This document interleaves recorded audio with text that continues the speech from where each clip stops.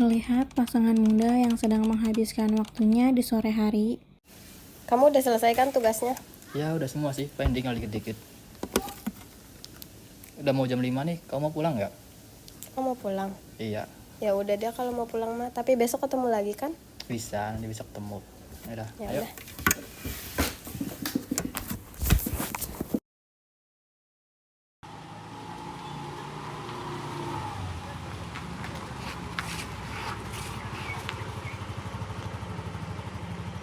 Nanti besok ketemu lagi ya. Randy pun bersiap untuk pulang dan pamit pada pasangannya. Namun, di tengah jalan ia bertemu sosok yang tidak asing baginya. Ternyata orang tersebut adalah teman akrab dia semasa sekolah dan masih berteman baik sampai sekarang.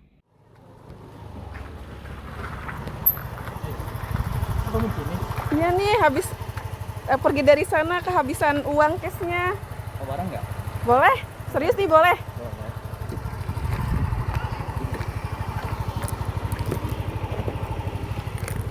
Bentar.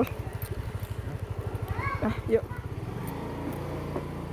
Randy pun akhirnya mengantarkan Resil sampai ke rumahnya. Makasih ya. Kamu masih belum ya? Dulu aja, sebentar.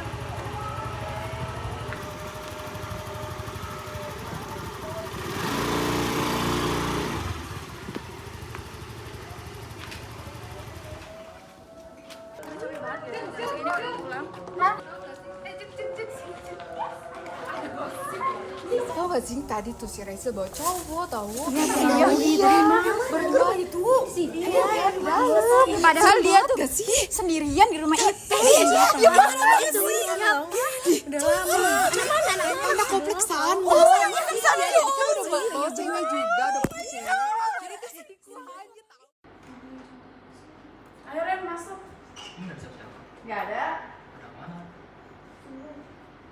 Orang tuaku lagi keluar kota.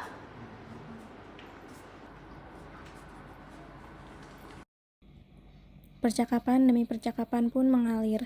Mereka yang sudah cukup lama berteman akhirnya saling terbuka satu sama lain. Namun, dengan begitu bisikan-bisikan ikut terbawa dalam percakapan mereka. Kamu kayaknya capek banget ya. Iya nih capek banget. Mau istirahat nggak? Mau. Yaudah, ayo ke kamar. Ayo. Setelah itu, rasa cinta pun tumbuh di antara mereka.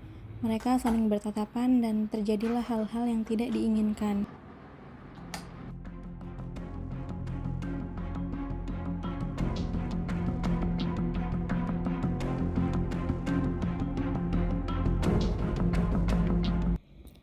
Beberapa hari kemudian, Randy pun kembali bertemu dengan Diana, dan mereka saling bercengkrama seperti halnya pasangan muda lainnya. Namun, tiba-tiba Diana melihat ada hal yang aneh dari Randy. Kamu kenapa? Kok kayak gitu? Lemes. Lagi kurang enak badan aku. Lagi nggak enak badan. Iya, Mau ke dokter nggak? nggak tahu deh. Emang Ayo, harus dokter? ayo aku anterin ke dokter. Ya udah boleh. Udah yuk. Akhirnya, setelah beberapa menit, mereka pun sampai di klinik. Randy menyampaikan keluhan yang dialaminya, yakni sakit kepala, kelelahan, sakit saat berkemih, disertai adanya cairan kuning yang keluar saat ia berkemih. Dan dokter pun mendiagnosa bahwa ia menderita sifilis primer. Mbak Masnya, perkenalkan saya Nazri Aini, apoteker yang bekerja hari ini. Ada yang bisa saya bantu? Sorry Mbak, jadi saya kesini mau nebus resep dari dokter. Ya kebetulan saya didiagnosis gejala sifilis. Jadi ini resep. Bentar ya, saya lihat dulu resepnya. Mbak Putri, ini nanti tolong bawain obatnya ya. Oke, sebelumnya Masnya sudah menerima penjelasan dari dokter mengenai pengobatannya belum? Sudah. Apakah ada yang dibingungkan? Belum jelas? Untuk pengobatannya gimana ya? Oke, baik, saya akan menjelaskan lebih lanjut. Jadi berdasarkan resep dokter tadi, dokter itu meresepkan benzathine penicillin G untuk mengobati sifilis primernya Masnya. Nah, jadi benzathine penicillin ini merupakan antibiotik yang sangat efektif untuk mengobati sifilis pada tahap awal. Obat ini itu diberikan dalam bentuk suntikan ya, Mak. Mas, suntikan ini tuh membantu membunuh bakteri penyebab sifilis, yaitu Treponema pallidum. Apa harus disuntik? Apa nggak ada cara lain gitu? Iya betul ya Mas, untuk sifilis primer ini biasanya itu diperlukan 1 dosis suntikan benzathine penicillin G. Nanti suntikan ini diberikan oleh dokter yang berada di klinik ini. Jadi suntikan ini sangat efektif untuk mengatasi sifilis pada tahap ini. Ya. Nah, ini adalah suntikan benzathine penicillin G yang sudah disesuaikan dengan resep Mas. Mbak, ini merupakan obat injek ya, benzathine penicillinnya. Jadi nanti obat ini itu harus mengikuti instruksi dari dokter selama pengobatannya, kemudian harus menghindari konsumsi alkohol selama pengobatan karena dapat mengurangi efektivitas obatnya. Nah, meskipun nanti Masnya merasa lebih baik setelah pengobatan, harus dipastikan untuk menyelesaikan seluruh pengobatannya sesuai dengan petunjuk dari dokter. Buat ini apa ada efek sampingnya? Oke, untuk efek samping dari benzathine penicillin G biasanya itu ada ringan tapi jarang terjadi.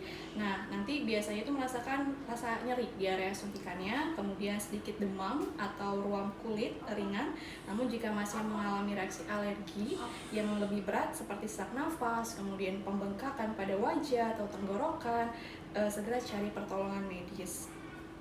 Kemudian jika ada keluhan atau reaksi yang tidak biasa setelah suntikan, segera beritahu tenaga medis yang memberikan suntikannya. Kami juga menyarankan Masnya untuk banyak minum air putih dan beristirahat agar proses pemulihan berjalan dengan lancar. Nah, selain dengan pengobatan antibiotik, ada beberapa hal yang harus diperhatikan, yaitu hindari hubungan seksual selama pengobatan ini sampai dokter memastikan bahwa infeksi sudah sepenuhnya sembuh. Ini juga untuk mencegah penularan kepada orang lain. Kemudian perbanyak istirahat dan pastikan Masnya menjaga pola makan yang sehat untuk mendukung sistem kekebalan tubuh. Kemudian cek kesehatan pasangannya juga. Jika pasangan Masnya beresiko terinfeksi, maka Mbaknya juga harus diperiksa dan dirawat untuk mencegah penularan lebih lanjut. Kemudian dilakukan pemeriksaan ulang supaya dokter akan meminta Mas atau Mbaknya untuk melakukan tes lanjutan setelah pengobatan selesai untuk memastikan infeksinya itu benar-benar sembuh. Baik, terima kasih. Mungkin saya di sini mau klinik untuk menyuntik.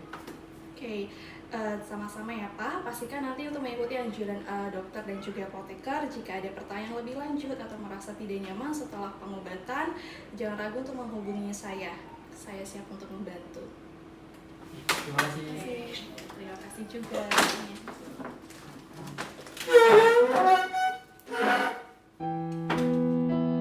Randy menyesal dengan perbuatan seks yang ia lakukan. Ia dibenci oleh Diana karena perbuatannya dan ia pun memutuskan untuk memperbaiki kondisi dirinya yang menderita sifilis primer. Ia pun pergi sendirian untuk menebus obat ke apotek dan berkonsultasi mengenai penyakit yang dialaminya dengan ahlinya.